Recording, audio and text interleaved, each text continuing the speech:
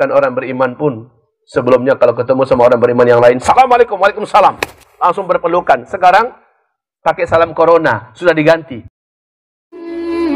Bismillahirrahmanirrahim.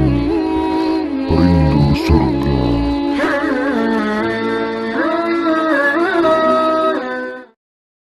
Lima ini adalah walanabluwannakum syai' minal khauf. Seluruh dunia dalam keadaan ketakutan hari ini. Seluruh manusia kemana-mana harus pakai masker. Mau keluar tidak boleh berdua-duaan dalam satu motor. Ini di banyak negara, walaupun di kita banyak pelanggarannya. Di mobil pun dibatasi berapa orang yang boleh. Ya, di mana-mana tidak boleh orang untuk melakukan acara dan aktivitas. Ketakutan seluruhnya. Haji pun di stop dan dilarang. Umrah dan itikaf tidak dibolehkan. Ini luar biasa keterlaluan. Dalam keadaan takut, minal khauf. Bahkan orang beriman pun sebelumnya kalau ketemu sama orang beriman yang lain, Assalamualaikum, Waalaikumsalam, langsung berpelukan. Sekarang pakai salam corona, sudah diganti. Salam corona aja ya. Ketakutan, minal khauf. Takut jangan-jangan keluarganya ada yang kena. Akhirnya dengan keluarganya juga menjaga jarak. Suami istri buat kamar masing-masing. Tidak mau lagi satu bilik. Khauf. Ayah dan anak tidak mau lagi berdekatan. Kau nak cari kosan sendiri. Orang yang punya kos diusir orang yang tinggal dalam kosnya. Kalian keluar semuanya. Yang diusir tidak tanggung, perawat, dokter dan yang sedang ngekos di tempatnya. Ini seluruhnya dalam keadaan ketakutan. Wal-ju'. Yang kedua, kelaparan. Sudah mulai ada yang kelaparan dan akut. Dan sebentar lagi kita akan mendengar seluruh dunia di berita Fox News. 35 juta orang. Di TV Fox News. 35 juta orang kelaparan akut. Tidak ada yang mau dimakan. 35 juta, bukan 35 orang. Bukan 3.500. Tapi 35 juta orang. Dan terus bertambah dan terus bertambah. Dunia mengalami hal yang sama. Saudara-saudaraku yang kami muliakan, negara-negara dunia pada hari ini sedang meregang. Dan orang Islam bagaimana kira-kira? Minal khauf wal ju'. Yang ketiga, wa naqsim minal amwal. Juga kekurangan harta. Gimana nggak kekurangan harta? Kita nggak boleh apa-apa. Nggak boleh ngapa-ngapain.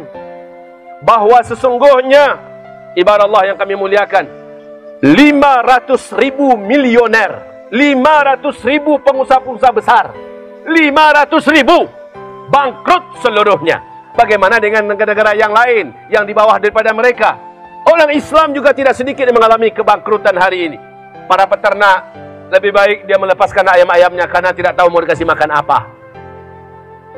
Pabrik-pabrik yang dulu menciptakan konsentrat sekarang sudah tidak bisa lagi bekerja dan memproduksi. Stok yang ada harganya mahal meroket. Harga telur tidak ada harganya.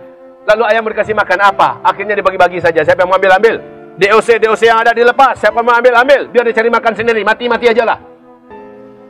Para petani yang selama ini mengandalkan kepada pupuk non-organik, pupuk kimia, ke depan mereka mulai mengalami ketergantungan yang sangat membahayakan diri mereka.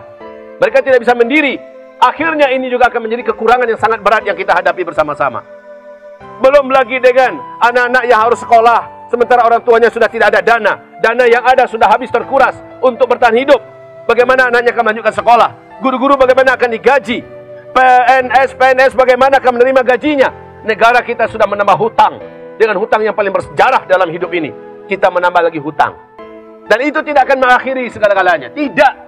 Telah mengeluarkan surat saham yang terbesar dan yang terberat, yaitu 43.000 triliun untuk mengatasi krisis mereka. Begitu, maka bandingkan dengan negara yang lain. Tidak akan mampu bertahan lama jika tidak kembali kepada yang Allah serukan. Ya Allah, mau ajarlah kembali kalian kepadaku. Tidak ada solusi, kembalilah kepadaku. Nah, disinilah yakin bekerja. Ketika Rasul berkatakan, beramallah kalian dengan sabar dan yakin. Kita harus yakin, kembalilah kepada Allah. Tidak ada cara mengatasi kehendak Allah ini kecuali kita kembali kepada Allah. Ketika Allah mengatakan la'allahum yarjun, semoga mereka kembali. Kembalilah kepada Allah Subhanahu wa ta'ala. Kembalilah kepada Allah Subhanahu wa ta'ala. Pakai hukum Allah. Campakkan hukum buatan manusia. Kembalilah menjadi muslim-muslim yang kafah. Stop dan tutup pintu-pintu maksiat. Tempat-tempat maksiat hentikan semua.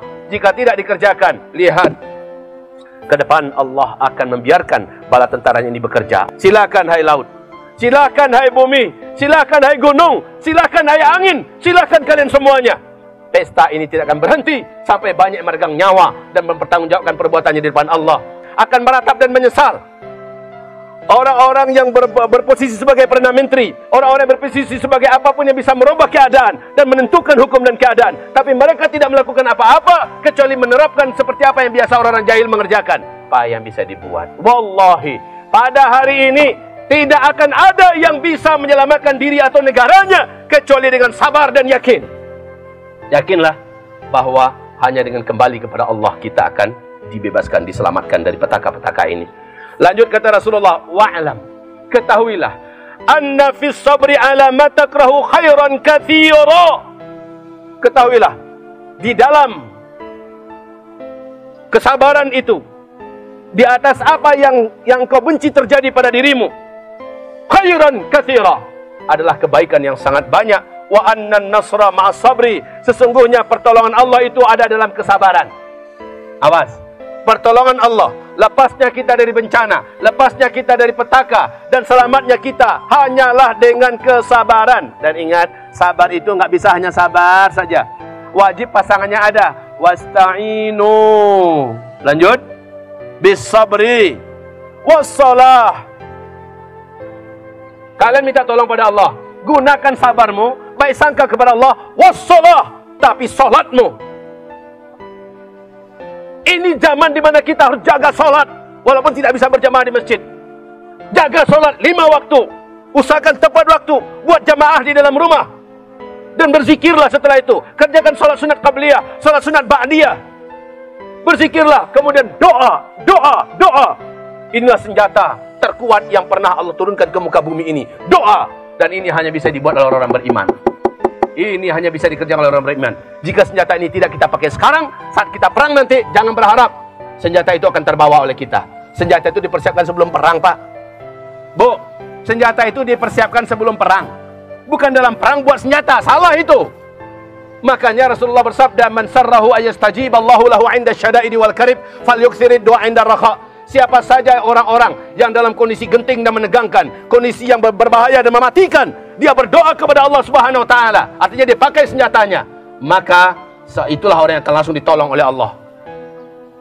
Falyuksirid du'a 'inda rakha. Tapi syaratnya, hendaklah persiapkan senjata itu sebelum perang. Artinya apa? Berdoalah banyak-banyak. Dan doa itu dikerjakan setelah amal soleh, setelah Ramadan, setelah puasa, setelah tahajud, setelah baca Quran. Banyakkan berdoa, maka insya Allah dari hari terburuk ke depan akan kita dimudahkan oleh Allah Subhanahu wa taala.